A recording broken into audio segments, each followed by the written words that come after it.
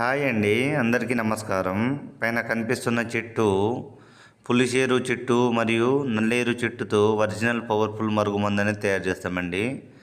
ఈ మరుగుమందుని పురాతన కాలంలో మన మేకల మీద, గొర్రెల మీద చల్లితే ఎంత దూరంలో అయినా సరే వాళ్ళు మన చెప్పు చేతుల్లో ఉండి మనం ఎక్కడి నుంచి పిలిచినా మన దగ్గరకు వచ్చేవిటన్ని.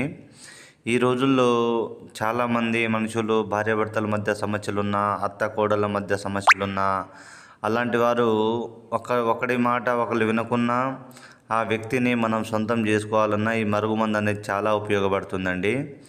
ఈ మరుగుమందుని పుయ్యడము లేకుంటే తినిపించడము జరిగినట్లయితే ఆ వ్యక్తి మన చెప్పు చేతుల్లో వచ్చి మనం చెప్పింది వింటాడండి.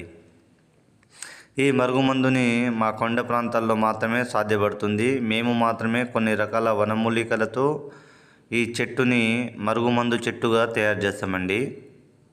దీన్ని మేము 2 రకాలుగా తయారు చేస్తాము.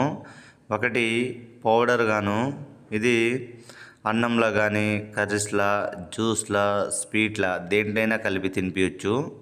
ఎలాంటి మొండి వ్యక్తులైనా సరే, మన వద్దని కాదని వెళ్ళిపోయిన వారైనా సరే, ప్రేమికుల మధ్య సమస్యలు ఉన్నా సరే ఆ వ్యక్తులను మనం సొంతం చేసుకోవచ్చు, మన చెప్పు చేతుల్లో తీసుకొని రావచ్చండి. రెండోది ఆయిలు, అంటే పసరు. తలకి, శరీర భాగాలకి ఏడికి పూసినా చాలండి, వాళ్ళని మనం సొంతం చేసుకోవచ్చు.